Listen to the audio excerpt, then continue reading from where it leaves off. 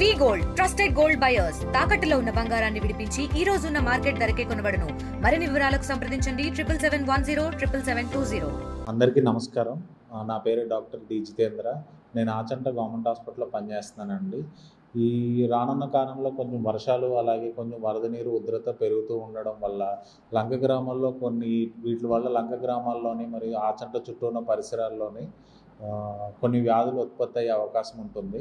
So ఏంటంటే ఇవి ముఖ్యంగా లంక గ్రామాలు, గోదావరి చుట్టూ ఉన్న గ్రామాలు అందరూ ఆరోగ్యపరంగా ఏమైతే జాగ్రత్తలు తీసుకోవాలో కొన్ని చెప్తూ ఉంటానండి. జనరల్గా ఏంటంటే మనకి వర్షం పెరిగినప్పుడు కొన్ని కొత్త రోగాలు అయితే వచ్చే అవకాశం ఉంటుందండి. ముఖ్యంగా ఏంటంటే కలరా రావచ్చు, డయేరియా రావచ్చు, అలాగే ఫుడ్ పాయిజనింగ్ అవ్వచ్చండి, లేకపోతే హెపటైటిస్ ఏ అండ్ ఏ మరియు ఇవి వచ్చే అవకాశం ఉంటుంది.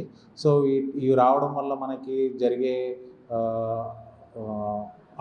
ఆరోగ్యంలో మెలకువలు తీసుకోవాల్సినవి ఏమున్నాయంటే, జనరల్గా ఏంటంటే కొంచెం మలబద్ధకం ఉండే అవకాశం ఉంటుందండి. కలరా కానీ టైఫాయిడ్ కానీ ఉండే అవకాశం ఉంటుంది.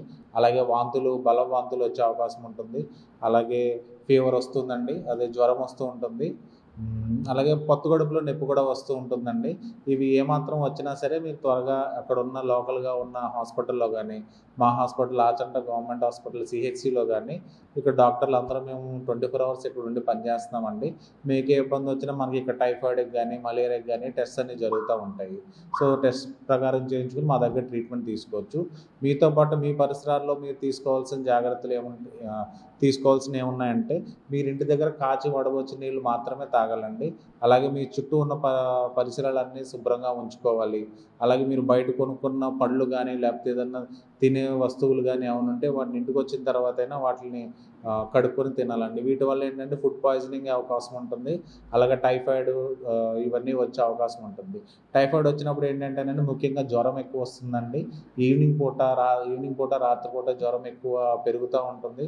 అలాగే కోల్డ్ ఉంటుంది. అలాగే దీంతోపాటు విరోచనాలు కూడా అవుతూ ఉంటాయండి. సో ఏంటంటే ఈ టైఫాయిడ్ అనేది నీళ్ళ ద్వారా కలుషితమై రావచ్చు, అలాగే ఆహారం ద్వారా కలుషితమై రావచ్చు. అందువల్ల నీరుని అలాగే ఆహారాన్ని మీరు ఖచ్చితంగా కడుక్కొని అలాగే నీరుని కాచుకొని తాగవలసింది కోరుకుంటున్నాను. అలాగే వర్షాకాలంలో ఉన్నప్పుడు ఏంటంటే మనకి జనరల్గా దోమల బెడద ఎక్కువ ఉంటుంది. ఈ దోమల వల్ల కొట్టడం వల్ల కానీ, దోమల వల్ల మనకి వేరే మలేరియా కానీ, డెంగ్యూ కానీ, చికెన్ గున్యా కానీ, ఇలా లెప్టోస్పైరోసిస్ కానీ ఇలాంటివి ఎక్కువ వచ్చి రైనీ సీజన్లో ఎక్కువ వచ్చే అవకాశం ఉంటుందండి. డెంగ్యూ జ్వరం వచ్చినప్పుడు మనకు ముఖ్యంగా జ్వరం ఎక్కువ ఉంటుంది, జాయింట్ పెయిన్స్ ఉంటాయండి, తలనొప్పి ఉంటుంది, జనరల్గా అలసట ఎక్కువ ఉంటుందండి. ఇలాంటివి ఏమున్నా సరే మనకు ఒకసారి మన ఆచంట సిహెచ్సి హాస్పిటల్కి వస్తే డెంగ్యూ టెస్ట్ చేస్తాము, కావాల్సిన ట్రీట్మెంట్ ఇస్తామండి. అలాగే ప్లేట్లెట్స్ కూడా తగ్గుతున్నాయి లేదా చూసుకుంటూ ఉండాలి. అలాగే మలేరియా కూడా టెస్ట్ మా హాస్పిటల్లో జరుగుతున్నాయి. ఈ మలేరియా, డెంగ్యూ కానీ ఇలాంటి వచ్చినప్పుడు తీసుకోవాల్సిన జాగ్రత్తలు ఏంటంటేనండి, మంచి ఆహారం తీసుకోవాలి. అలాగే చుట్టూ ఏమన్నా మీకు వాటర్ స్టోరేజ్ లేకుండా ఉండేటట్టు చూసుకోండి. వాటర్ స్టోరేజ్ ఉండడం వల్ల ఏంటంటే దోమలన్నీ ఉత్పత్తి అయ్యి దోమలన్నీ పెరిగి అవి కుట్టడం వల్ల మనకి డెంగ్యూ కానీ మలేరియా కానీ వచ్చే అవకాశం ఉంటుంది. ఈ డెంగ్యూ కానీ మలేరియా రావడం ఏంటంటే ఒకసారి మనకి జలుబు ఉంటుందండి. జలుబుతో పాటు బాగా తలనొప్పి ఉంటుంది, కీళ్ళ నొప్పులు ఇవన్నీ ఉంటాయండి. సో వీటితో పాటు మీరు తీసుకోవాల్సిన జాగ్రత్తలు ఏంటంటే, ఆహారం కొంచెం వేడిగా ఉన్న ఆహారం మాత్రమే తినండి. ఎక్కువ రోజులు ఫ్రిడ్జ్లో పెట్టి ఉన్నది కాకుండా, లేకపోతే పొద్దున్న ఉన్నది సాయంత్రం తినకుండా కొంచెం ఆహారం వేడి చేసుకుని తినేటట్టు చూసుకోవాలండి.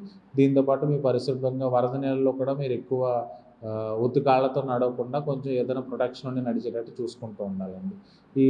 ఈ ముఖ్యంగా ఈ వర్షాకాలంలో ఇలాగ మన లంక గ్రామాల్లో వీటిల్లో ఇలాగ ఎక్కువ వస్తున్నాయి కాబట్టి తీసుకోవాల్సిన జాగ్రత్తలన్నీ చెప్తున్నాము. మీకు ఏ ఇబ్బంది ఉన్నా సరే మన ఆచంట సిహెచ్సిలో మనకి టెస్టులు జరుగుతూ ఉంటాయని డాక్టర్లు ఉన్నాము, 24 గంటలు ఇక్కడే ఉంటున్నాము. ఏ ఇబ్బంది వచ్చినా ఇక్కడ చూడటానికి మేము సిద్ధంగా ఉన్నామండి.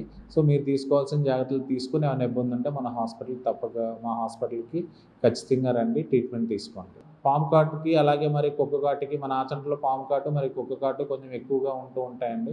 పాము కాటుకు కూడా మన దగ్గర మందు ఉంది.